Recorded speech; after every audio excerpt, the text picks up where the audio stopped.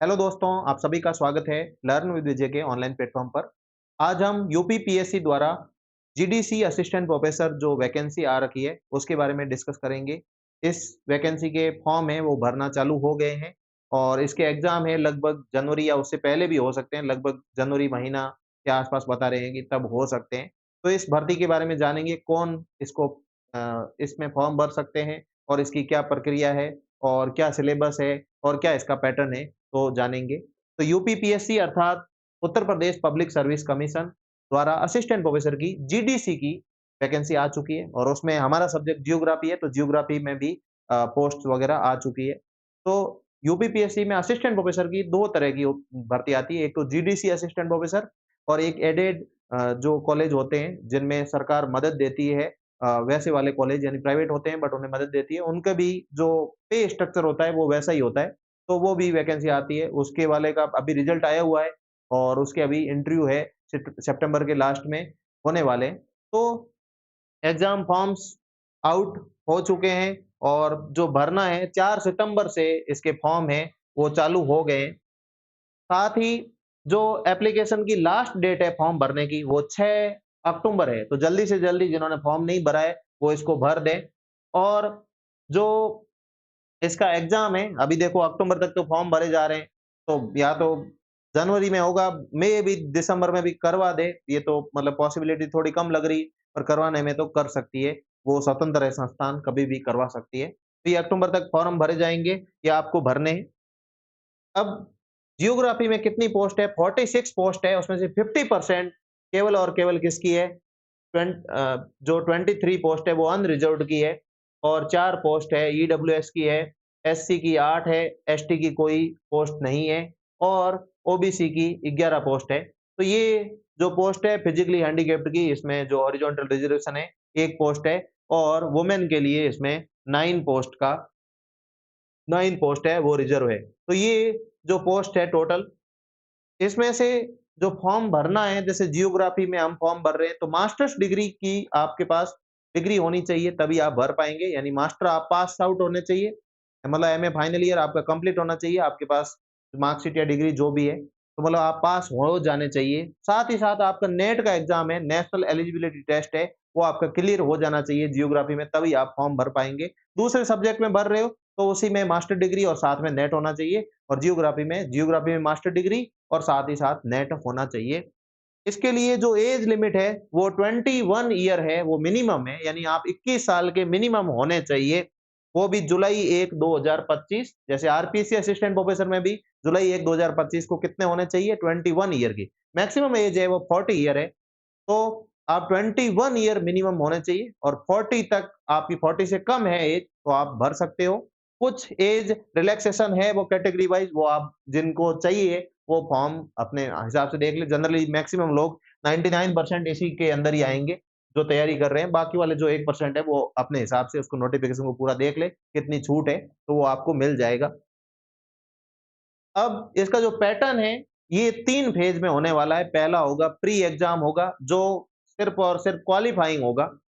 उसमें क्वालीफाई होंगे तभी आप मेंस में बैठ पाएँगे। अगर क्वालीफाई नहीं होंगे, ऐसा सोचे कि ये तो क्वालीफाई है, हमारा हो जाएगा। तो ऐसा बहुत सारे लोगों ने हरियाणा असिस्टेंट प्रोफेसर में भी किया, तो कुछ लोग क्वालीफाई नहीं कर पाए।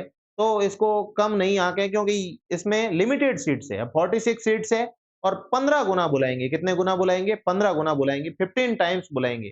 तो 15 इंटू 46 आप गुणा करेंगे, तो बहुत ही मतलब कम कैंडिडेट ही होंगे और जनरल का करोगे 23 इंटू 15, 23 इंटू 15, 15 इंटू 20 कितने होते हैं?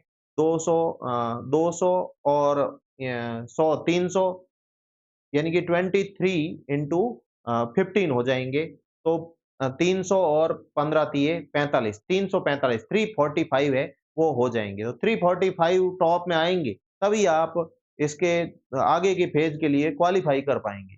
तो जो पहला जो फेज़ है प्री एग्ज़ाम है, उसमें जीके और जियोग्राफी है, पर उसके नंबर आगे कहीं काउंट नहीं होंगे। यहाँ पे क्वालीफाई करना है, आगे कहीं काउंट नहीं होंगे। जो मेन है एग्ज़ाम है, इसमें केवल और केवल सब्जेक्ट का एग्ज़ाम होगा, इसके अंदर जीके नहीं है और इसी के नंबर ही आपके सिलेक्शन में काउंट होंगे। तो मेन के जो नंबर है वो काउंट होंगे, साथ ही असिस्टेंट जो इसका असिस्टेंट प्रोफेसर का जो बाद में इंटरव्यू होगा, तीसरा फेज़, उसके नंबर काउंट होंगे। सेकंड और थर्ड फेज के नंबर काउंट होंगे। फर्स्ट फेज सिर्फ और सिर्फ क्वालिफाइंग है।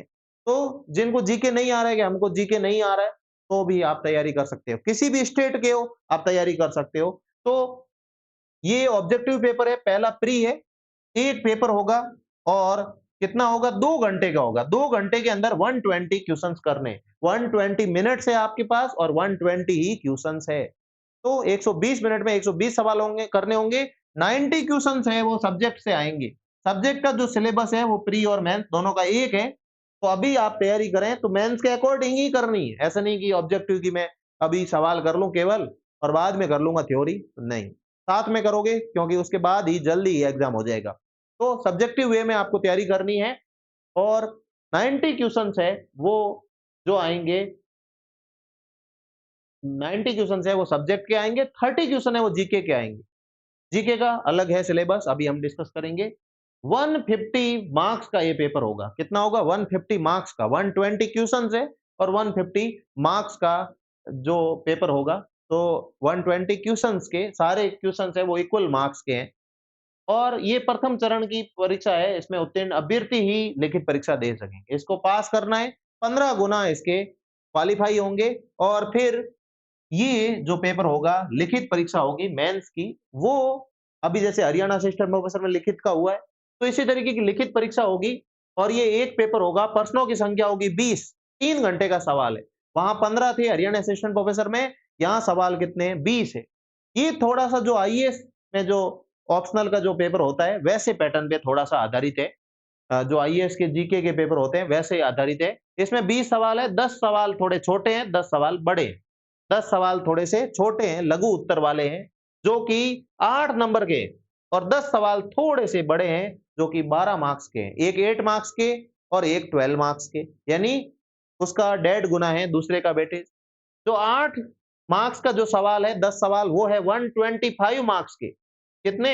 125 मार्क्स के। तो ये प्रश्नों की संख्या 10 प्लस 10 है, 20 है और प्रश्नों की जो खंडवार होगी, खंड अ के अंतर्गत होंगे 10 प्रश्न, वहां पे 125 वर्ड लिमिट में आपको लिखना है। तो 1 पेज का या 2 पेज का होगा और दूसरे वाला जो है वो है 200 का, ये 3 पेज में लिखना है। उसके लिए 2 पेज होंगे अलॉट, लगभग जो आईएएस में होते हैं।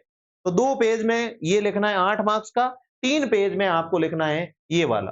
तो ये वाले 2 पेज वाले 20 पेज हो गए और 3 पेज वाले ये हो गए 30 पेज। 3 इंटू 10 30 पेज हो गए। 50 पेज की आपकी कॉपी होगी। 50 पेज की कॉपी में ये आपको लिखना है। 20 पेज उसके, 30 पेज इसके। तो 20 है, वहां पे तो 60 पेज थे 15 के लिए, तो यहाँ पे 20 सवालों के लिए 50 पेज है आपको 3 घंटे में लिखने। हाँ, आप कम में भी लिख सकते हैं पर इनका ऑप्टिमम यूज करें ताकि सामने वाले को कंटेंट पूरा अच्छे से दे। तो अभी से तैयार करना है, 20 सवाल है तो काफी सारा सिलेबस है वो इसके अंदर कवर हो जाएगा। बहुत सारे सवाल है, सभी यूनिट से पूछे जाएंगे। उक्त प्रारंभिक परीक्षा और मुख्य परीक्षा के पाठ्यक्रम शासन द्वारा अनुमोदित है। अब ये जो साक्षात्कार है वो 25 नंबर का है। 200 नंबर का ये पेपर हो गया और 25 नंबर का क्या होगा? इंटरव्यू होगा। 200 नंबर का रिटर्न का पेपर इसका जुड़ेगा, 25 नंबर का ये होगा, फिर फाइनल मेरिट होगी। तो इसमें से कुछ कैंडिडेट को बुलाया जाएगा, 15 गुना आए हैं तो फिर 3 गुना शायद इंटरव्यू के लिए बुलाए, 3 गुना, फिर 3 गुना में 200 नंबर ये, 25 नंबर ये, इनका जोड़ा जाएगा और फिर फाइनल जो मेरिट लिस्ट होगी उसके बाद सिलेक्शन होगा। अब ये प्री एग्जाम में जो ये प्री का जो सिलेबस है जीके का, ये क्या है? तो प्री का जीके का सिलेबस देखें तो इसमें मिक्सअप है। ऐसा नहीं है कि ये आपको आता नहीं है। ये ऐसा सिलेबस है कि भाई उत्तर प्रदेश का ही कुछ है, नहीं। इसमें जियोग्राफी इंडिया और वर्ल्ड का है, तो ये तो आपको भी आता है। मेंटल एबिलिटी है और स्टेट्स के भी सवाल है, तो ये भी ठीक है, मेंटल एबिलिटी है, स्टेट्स के सवाल है।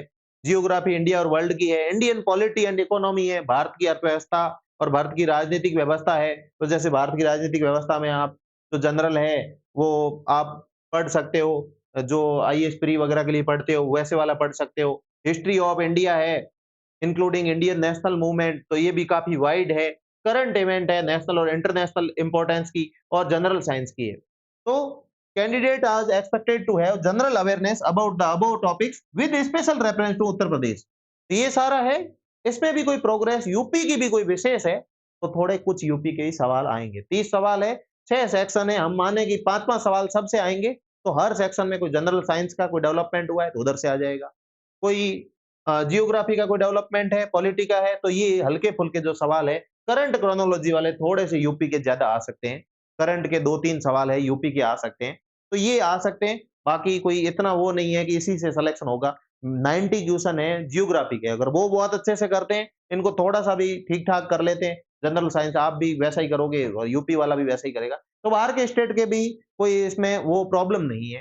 तो यहाँ से जनरल स्टडी के 30 क्वेश्चन आ गए और 90 क्वेश्चन है, ये सिलेबस से आएँगे और इसी सिलेबस से मेंस के सवाल भी आएँगे। तो 10 यूनिट डिसाइड की है सिलेबस के अंतर्गत और 10 यूनिट ही हमारे यूजीसी नेट में होती है। तो हूबहू सिलेबस है, हल्का-फुल्का इन्होंने चेंजेस किया है, कुछ थोड़ा बहुत चेंजेस किया है सिलेबस में, बाकी 10 यूनिट हूबहू geomorphology, climatology, oceanography, geography of environment और बाद में पॉपुलेशन एंड सेटलमेंट जियोग्राफी और जो इकोनॉमिक जियोग्राफी वाली पूरी यूनिट और पॉलिटिकल एंड सोशल कल्चरल वाली यूनिट, उसके बाद में जियोग्राफिक थॉट और उसके बाद में जो जियोग्राफिकल टेक्निक्स की 9th यूनिट और उसके बाद में जियोग्राफी ऑफ इंडिया। तो ये 10 यूनिट है, वैसे ही इन्होंने हूबहू उठाया है पूरा का पूरा सिलेबस, पूरा का पूरा सिलेबस है वो उठाया है। जियोमॉर्फोलॉजी है तो इसमें आप देखोगे ओरिजिन ऑफ अर्थ है, इंटीरियर ऑफ द अर्थ है, तो ओरिजिन ऑफ अर्थ है, ये टॉपिक थोड़ा-सा नया जोड़ा है। ये सारे जो है एनसीईआरटी वाले टॉपिक जोड़ दिए, ओशियन बेसिन का फॉर्मेशन, महाद्वीपों और महासागरों की उत्पत्ति। तो कुछ टॉपिक हल्के से जोड़े हुए हैं, बाकी सारा ही जो इरोजन, वेदरिंग, मास मूवमेंट उसमें भी है, फॉल्टिंग, वल्केनिटी, ये सारा यहाँ से लेके यहाँ वाला जो है, ये थोड़ा-सा एनसीईआरटी वाला पोर्शन यहाँ जोड़ा हुआ है। बाकी सारा का सारा सेम है। सेकंड यूनिट की बात करें, तो सेकंड यूनिट में भी ये सारा वैसे ही हम पढ़ते हैं सबको, ईएनएसओ, हज़ार्ड, क्लाइमेट चेंज, तो सेकंड यूनिट में कोई चेंज नहीं है। ओशियनोग्राफी की बात करें तो ओशियनोग्राफी में थोड़े से oceans as a ecosystem, marine pollution, इस पे मराइन पॉल्यूशन, ये जो समुद्री प्रदूषण और समुद्री इकोसिस्टम पे थोड़ा-सा बल दिया गया है। 1-2 टॉपिक वैसे ही जोड़े हुए हैं, वैसे वो पढ़ना होता है, सारा ही पढ़ना होता है। थर्ड यूनिट इसमें भी कोई विशेष नहीं है। चौथी यूनिट आती है जियोग्राफी ऑफ एनवायरनमेंट की, जियोग्राफी ऑफ एनवायरनमेंट पर्यावरण भूगोल की। तो इसके अंतर्गत treaties and program and sustainable development goals, कुछ हल्का-फुल्का चेंजेस है, बाकी सारा सेम ही है। वैसे ये सब पढ़ना ही होता है, कोई नए ऐसे टॉपिक कुछ भी है नहीं, इकोलॉजिकल प्रिंसिपल्स वगैरह, तो ये कुछ 1-2 टॉपिक नए हैं, बाकी वही है। पॉपुलेशन एंड सेटलमेंट जियोग्राफी की बात करें, तो वर्ल्ड पॉपुलेशन का distribution pattern, determinant growth, pre historic to modern, ये सारा हम वैसे भी पढ़ते हैं। तो माइग्रेशन के कॉन्सिक्वेंस, पॉपुलेशन पॉलिसी, ये सारा सिलेबस सेम है।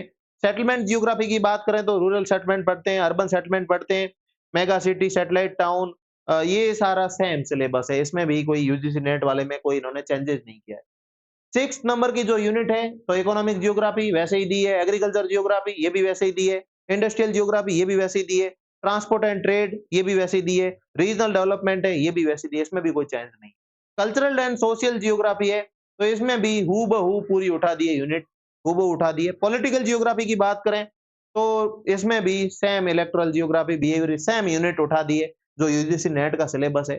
जियोग्राफिक थॉट की बात करें, तो यहाँ पे भी continuous Greek, Roman, Arab, Chinese and Indian ये भी वैसे ही लिखा हुआ है। कंटेम्परेरी ट्रेंड लिखा हुआ है, ड्यूअलिज्म लिखा हुआ है, qualitative revolution, locational analysis, positivism, behaviourism, humanism और स्ट्रक्चरलिज्म एंड पोस्टमॉडर्निज्म, ये सेम पूरा लिखा हुआ है, तो हूबहू उठा लिया है। 9th यूनिट की बात करें तो इसमें थोड़ा चेंज किया है। 9th यूनिट में क्या चेंज किया है? 9th यूनिट के अंदर देखो, पढ़ते हो आप क्या? कार्टोग्राफी पढ़ते हो, स्टेट्स पढ़ते हो और जियो स्पेशल टेक्निक्स पढ़ते हो। तो ये 3 पढ़ते हो, तो और चौथी जो डाल रखी है, मॉर्फोमेट्रिक एनालिसिस डाल रखी है। कहाँ? यूजीसी नेट में। यहाँ मॉर्फोमेट्रिक एनालिसिस पूरी ही उड़ा दी है, पूरी ही उड़ा दी है। ये इसके अंदर शामिल नहीं है, जैसे कि स्लोप वाले और हिप्सोमेट्रिक वाले। वैसे हिप्सोमेट्रिक तो आपको समुद्र विज्ञान में पढ़ना ही पड़ेगा, पर जो पीछे वाला मॉर्फोमेट्रिक एनालिसिस है, स्ट्रीम ऑर्डर और जो स्ट्रीम्स का जो एनालिसिस है, मॉर्फोमेट्रिक एनालिसिस के कुछ टॉपिक है पीछे दिए हुए, वो नहीं है। बाकी सारा का सारा जो है स्टेट्स का है और जियो स्पेशल टेक्निक्स का भी है और कार्टोग्राफी का है, तीनों के दे रखे हैं। कोई वो बाकी एक एक ये चेंज है कि मॉर्फोमेट्रिक एनालिसिस नहीं पढ़ना है। और 10वीं यूनिट है, तो इसमें भी पूरा वैसे ही एग्रो क्लाइमेटिक ज़ोन वगैरह, population density, languages, religion, cultural diversity, population density, cultural diversity, languages, religion and ethnic group, urbanisation major urban centre, geography of Uttar Pradesh है। जियोग्राफी ऑफ उत्तर प्रदेश है, ये नया डाला है। जियोग्राफी ऑफ उत्तर प्रदेश है, वो नया डाला हुआ है, बाकी बाकी कुछ भी चेंज नहीं है। जियोग्राफी उत्तर प्रदेश, तो अगर मान लो कि 90 सवाल आ रहे हैं, हर यूनिट से 9 सवाल आएँगे, तो 9 सवाल में से 2 सवाल है वो उत्तर प्रदेश के होंगे। 2 सवाल है वो उत्तर प्रदेश के यहाँ से डाले जाएँगे, ध्यान रखना। तो उत्तर प्रदेश का मान लो कोई फॉरेस्ट रिपोर्ट का कुछ है, तो वो डाल दिया, या उत्तर प्रदेश की जियोग्राफी का कोई विशेष पहलू है, तो वो डाल देंगे। थोड़ा-सा एडवांटेज देने के लिए 2 या 3 सवाल इसमें के उत्तर प्रदेश जियोग्राफी के डाले जाएँगे। ऑब्जेक्टिव में, सब्जेक्टिव में भी हो सकता है एक आध उत्तर प्रदेश के रेफरेंस में कुछ ऐसा करते हुए ऐसा दे दिया जाए, वहाँ की कोई इंडस्ट्री को लेके वगैरह। बाकी कोई वही सिलेबस है, हल्का-सा ये डाला हुआ है। तो ये सिलेबस है, और अगर आपको इसके लिए तैयारी करनी है, कुछ ज़्यादा वक़्त नहीं है, अभी फॉर्म भरोगे सितंबर, अक्टूबर, नवंबर, दिसंबर, या दिसंबर के एंड या जनवरी में अगर भर्ती हो गई, तो आपके पास कम समय है। सेल्फ स्टडी एक विकल्प है, और सेल्फ स्टडी को हम प्रमोट भी करते हैं हमारे चैनल के थ्रू, यूट्यूब के थ्रू। हम पुराने पेपर्स हैं यूपी पीएससी, जीडीसी के, वो भी हम सॉल्व कराएँगे। कुछ यूपी पीएससी असिस्टेंट प्रोफेसर के हमने पीवाईक्यू के करवा रखे हैं। अभी और भी हम आरपीसी असिस्टेंट प्रोफेसर के करवा रहे हैं। सिलेबस सेम है, यूजीसी नेट जियोग्राफी का भी पीवाईक्यू के करवा रखे हैं। तो वो तो आप कर ही रहे हो, पीवाईक्यू करो, सेल्फ स्टडी करो। मैंने बुक्स के भी वीडियो डाल रखे हैं, तो वो भी आप देखें। अगर आप मदद चाह रहे हैं कि भई थोड़ा-सा हमें कंटेंट है, एक जगह मिल जाए, बहुत ऑथेंटिक कंटेंट मानक पुस्तकों का, और मानक पुस्तकों से सवाल आते हैं, भले ही बीएचयू है, प्रयागराज है, जो भी इलाहाबाद यूनिवर्सिटी है, या फिर बीएचयू है, गोरखपुर यूनिवर्सिटी है, सारे प्रोफेसर हैं, बहुत ही अच्छी किताबों से ही सवाल बनाते हैं। जहाँ से भी अगर पेपर सेटर कोई भी बनाएँगे, अच्छी पुस्तकों से बनाते हैं। सविंदर सिंह हो गई, या फिर आपके जैसे कि आरसी तिवारी सर की जो कृषि भूगोल हो गई, आरसी तिवारी सर की, और बंसल सर की क्या हो गई, अधिवास भूगोल और नगरीय भूगोल हो गई। तो ये किताबें मानक किताबों से सवाल बनाए जाते हैं, उनका जो कॉन्सेप्ट वगैरह क्लियर होता है। तो आप चाहते हो कि हमारे सारे कॉन्सेप्ट क्लियर हो, सारे टॉपिक हमें एक ही जगह मिल जाए, तो आप हमारा बैच है जॉइन कर सकते हो। इसमें हमने 90% सिलेबस अभी भी से ही कवर कर रखा है। तो और बाकी हमारी लाइव क्लासेस चलती रहती है, मेंटरशिप प्रोग्राम है ये एक तरह का। क्या है? मेंटरशिप प्रोग्राम है। आपको कोई दिक्कत आ रही है सिलेबस में, मैं पूरी थ्योरी है समझाने का प्रयास करता हूँ। भले स्टेट्स वगैरह है उसको भी समझाने का, कार्टोग्राफी है, कैसे है, क्या है, तो सारी चीज़ें मैं समझाने का प्रयास करता हूँ। तो आप ये जॉइन कीजिए, और आप जॉइन करेंगे तो आपको बहुत ज़्यादा फ़ायदा होगा। बाकी आप मेरे टीचिंग के डेमो वीडियोज़ वगैरह है, वो तो आप देखते ही हैं। तो आप बैच को जॉइन करें, और इसमें टेस्ट सीरीज़ है, वो मैं फ्री दूँगा, क्योंकि ऑब्जेक्टिव के लिए टेस्ट सीरीज़ है, फ्री दूँगा। बाकी पढ़ाऊँगा सब्जेक्ट, जो नॉलेज टेस्ट एक तरह का जो रिटन का मेंस एग्जाम है वैसे पढ़ाऊँगा, ताकि आप लिख पाओ। अगर ना ऐसे ही कोई ऑब्जेक्टिव टाइप में पढ़ाऊँगा तो आप लिख ही नहीं पाओगे। तो मेरा पढ़ाने का तरीका अलग है, तो मेंस और इंटरव्यू के लिए भी आपको मदद मिलेगी। तो आप जॉइन कर सकते हैं। Thank you.